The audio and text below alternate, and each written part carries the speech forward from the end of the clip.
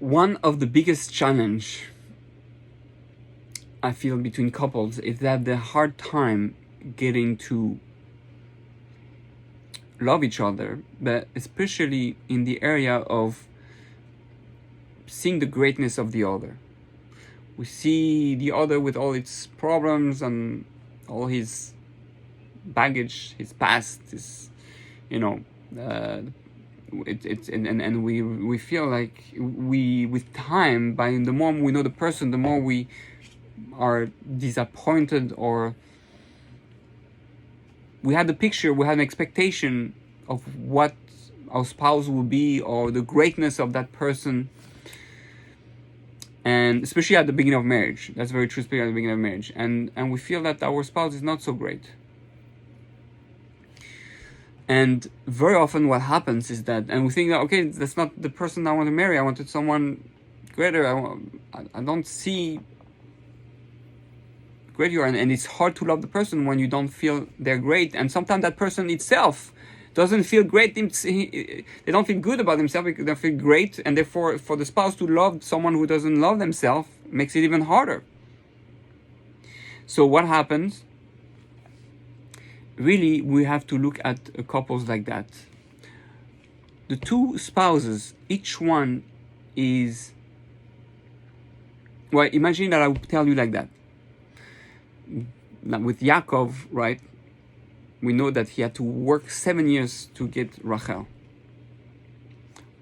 Well, really 14 years, but after 7 years and 7 days after Leah, he was able to get Rachel. So what happens? Imagine I tell you, if you want to know truly the greatness of your wife or your your husband, if you want to know truly how great he is, you are going to have to work 7 years to see that. Because your spouse and sometimes yourself are going to need to be in a certain position in life, in a certain circumstances, and need to go through certain trajectory, certain path for it to develop its tremendous greatness, its qualities, its strength that are hidden and dormant and not awake and develop. So, best example for a woman, until she has her kids, until she, she's running the home with the kids and the husband coming home at night, she can feel completely depressed and sad that I'm not a woman. Who am I? I'm nothing. I'm just living and doing nothing with my life. My purpose is to create a home. My purpose is to create, to be the wife that is creating an atmosphere of love and unity in the home, and to be a home role model for others. So until she has the kids and that whole situation, it feels not good. It feels empty. It feels I'm not great. And therefore, we have to look at ourselves and at our spouse like that. That, especially at the beginning of marriage, you don't know there's something so great in your spouse that needs to come out, that needs to give birth, and it was never came out yet, because it was never put in a situation for it to be able to give birth to that greatness. And it's the same with us, with the body and the soul. We have a soul, and the soul is hidden inside. And your whole life you feel, I'm just a body, I don't see my soul, I don't feel my soul, I don't feel connected, I don't feel spiritual.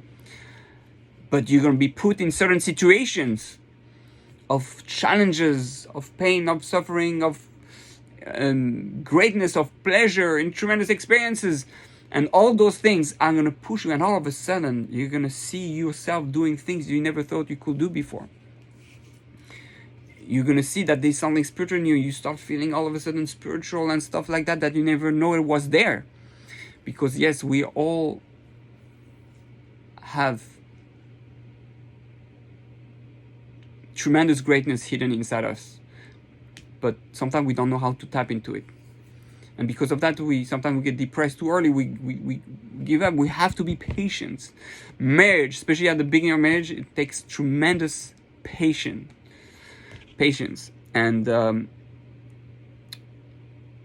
Another example I would like to give is, imagine you have a box, right, a closed box, and tell you if you want to see the greatness of the secret of what's in that box, it's something incredible, you need to wait 5 years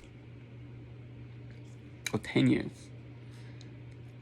And there's something there tremendously great, for sure, guaranteed. But you have to deal with it for 10 years or 5 years, 7 years, whatever. So are you gonna say, okay, it's worth it, I'll wait, I'll work with it, and invest until it comes out? We know that if, right, so the problem is that very often we give up, because we are not patient. Adam HaRishon was not patient. He wanted to be with Eve right away. Didn't want to wait for the process. And he got separated for 130 years, until finally after 130 years where we had nothing happened with Adam. It doesn't talk even about him. We found that something happened finally. He went back with his wife. Oh, and now when he's back with his wife, you understand how great she is, that she can give birth to children, and that she's the mother of the whole world and give life. But it took him 130 years to wait for that. And we don't hear about anything what happened, almost nothing what happened during 130 years. Because the whole point is what's going to happen when you see the greatness.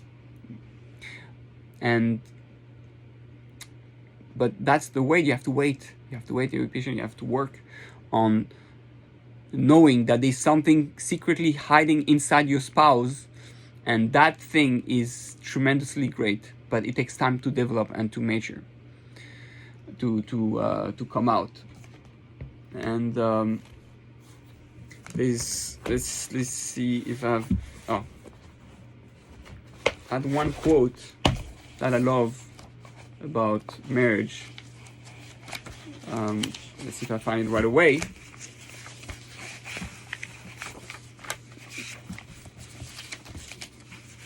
No, I don't find it right away. So the idea, the quote, if I remember correctly, is that your spouse is a perfectly designed gift that is only awaiting to be unwrapped and discovered. Something like that. So that's how you have to look at your spouse. You have to look at your spouse as someone that you don't know them yet. You know, if we're just a body without a soul, then it will make sense that there's not much to discover. I mean, yeah, you can get some more muscles or some more talent. Maybe he learns how to play music or that, but it doesn't go very far. They're physical, but that person has a soul, has a neshama. So if that person has a neshama, can you imagine the greatness that can be there hidden? Oh, yeah. So the man, I found a quote. The man is a gift to the woman, and the woman is a gift to the man. Each has been wrapped up beautifully by God, and it takes one spouse to unwrap the other.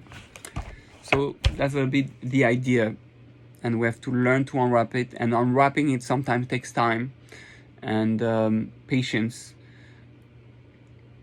but it's there. That's the trust you need to have in God. That person is there specifically for you. It's designed specifically for you. And until you see the greatness, doesn't necessarily mean the greatness of just who that person is. It's understanding the greatness of the design made by God, that God made that spouse specifically designed to push your buttons and to push you to be the best of who you can be, right? Because why do we fight as spouse? Why do we fight as spouse? We fight because there's something that hurts us in when the spouse does it. Usually it's because we're doing something wrong. That's why we feel that something's wrong. It's not always, but it's something that hurts us and bothers us. So we are pushed most of the time to deal with being more sensitive and more pure and more holy. That's our job. So this is what I wanted to share with you, and may we all be able to unwrap each other's as spouses and see the incredible gift that is hidden inside.